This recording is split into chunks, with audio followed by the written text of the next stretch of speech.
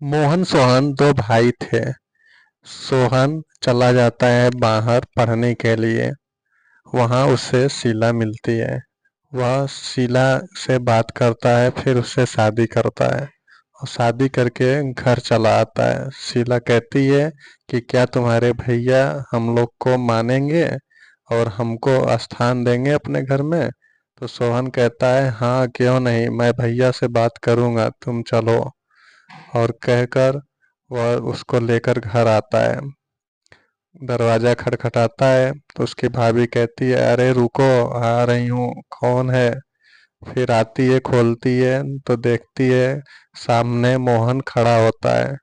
वह मोहन को एक ही नज़र से देखती रहती है, फिर पूछती है कि अरे मोहन, अचानक कैसे घर आ गए, क्या हुआ पढ़ाई का, क्यों इतना जल्दी कैसे आ गए।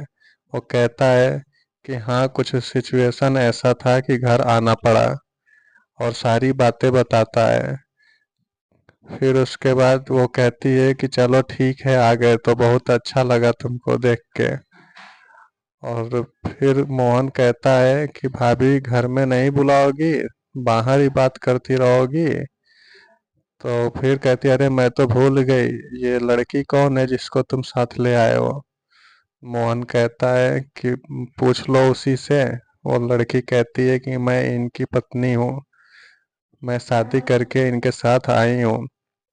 वो चौंक के देखने लगती है, फिर कहती है कि बताया नहीं तुमने। फिर सोहन को बुलाती है, कहती है ये जी सुनते हो। सोहन आता है और अपने भाई को गले से लगा लेता है। कहता है मोहन, कैसे हो, ठीक हो ना, कितना जल्दी आ गए, पढ़ाई वढ़ाई कैसी रही, ठीक ठाक रही ना। फिर पूछ के और कहता है ये कौन है। तो बताती है उसकी बीवी कि ये शादी कर लिया है और शादी करके घर पे आया है। सोहन कहता है ठीक है मोहन, कोई बात नहीं, चलो अच्छा है, कोई बात नहीं।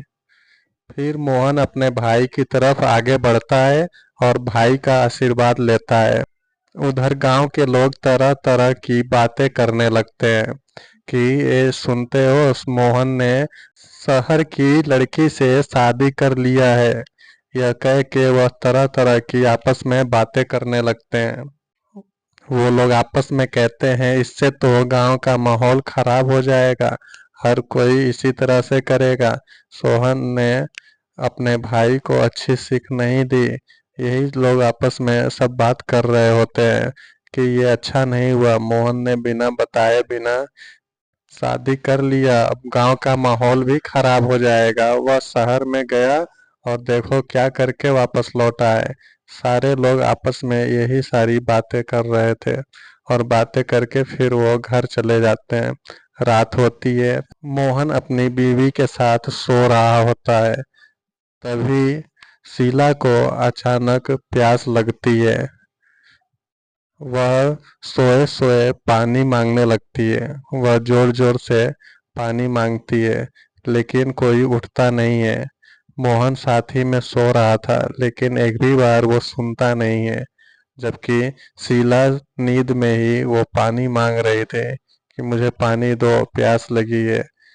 यह कहते कहते उसकी आत्मा निकल जाती है और पास में रखे घड़े के पानी में जाकर घुस जाती है। तभी सोहन की पत्नी उठती है और किचन की तरफ जाती है।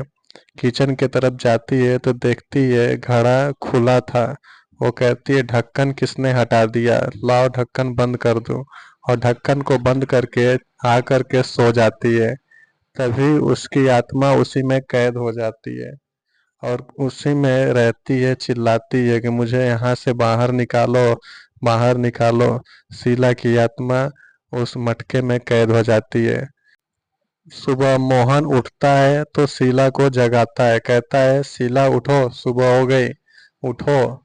लेकिन शीला उठती नहीं है, वह बुलाता है बार बार, उठो शीला उठो, सुबह हो गई, उठो। लेकिन वह एक भी बार उठती नहीं है, वो थोड़ा भी हिलती डुलती नहीं है।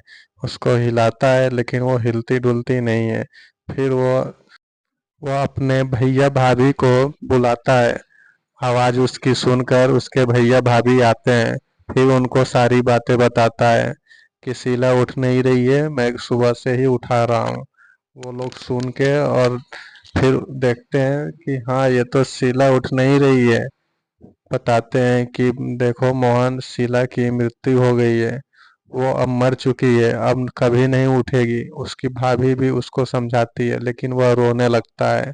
वह जोर जोर से रोता है कि शीला कैसे मर सकती है, शीला मुझको कहीं छोड़ के जा नहीं सकती है, वो कैसे मर गई, ये कैसे हो गया। वो समझ नहीं पाता है और खूब रोता है।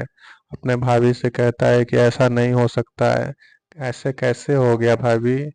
तो उसका भाई बताता है कि छोड़ो, जाने दो, पता नहीं क्या हो गया, अब चलो, अब इसके आगे जो करना है करो। तभी गांव के सभी लोग आ जाते हैं, कहते हैं कि हाँ हाँ भाई, चलो अब उसको अंतिम संस्कार के लिए ले चलना होगा। और कह करके आपस में बातें करते हैं। सोहन से कहते हैं, सोहन कहता है हाँ भाई ठीक है। और गांव वाले सब लोग तैयार हो जाते हैं उसके अंतिम संस्कार के लिए। इधर मोहन का रो रो कर हाल बुरा था। वो कहता है नहीं, कोई इसको ले नहीं जाएगा, इसको कुछ नहीं हुआ है, ये सो रही है। तो किसी तरह से मनाकर गांव वाले ला करके और उसका अंतिम संस्कार कर देते हैं। और बेचारा मोहन रो रहा होता है। इधर शीला की आत्मा उस मटके में कैद थी। जब मोहन आता है किचन की तरफ तो वो आवाज सुनता है कि शीला कहीं से मुझे बुला रही है। वो अपनी भाभी से कहता है कि भाभी, शीला की मुझे आवाज सुनाई दे रही है, वो मुझे कहीं से पुकार रही है। तो उसकी भाभी कहती है मुझे तो कहीं नहीं सुनाई दे रहा है, तुम्हें उसका सदमा लग गया है, चलो जाओ सो जाओ। फिर सोहन आता है, कहता है कि भाई चलो आज तुम मेरे साथ सो जाओ, तुम्हारी तबीयत ठीक नहीं है।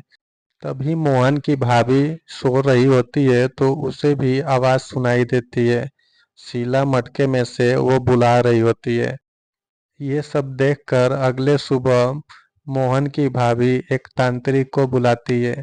तांत्रिक घर में आता है और झाड़ फूक करने की सोचता है और कहता है कि इस घर में किसी आत्मा का वास है। वह झाड़ फूक करके और फिर बताता है कि यहाँ पे एक मटका है, उस मटके में किसी की आत्मा है। वह तांत्रिक मोहन की भाभी से कहता है कि यकीन मानो इस घर में है। और फिर वह बताता है कि वो इसी मटके में है। किसकी आत्मा है मुझे नहीं पता, लेकिन मैं ध्यान लगाकर पता कर सकता हूँ। फिर वो ध्यान लगाता है तो ध्यान लगाने से उसको पता चलता है कि यह शीला की आत्मा है, वही जो मोहन शादी करके जिस लड़की को लाया था।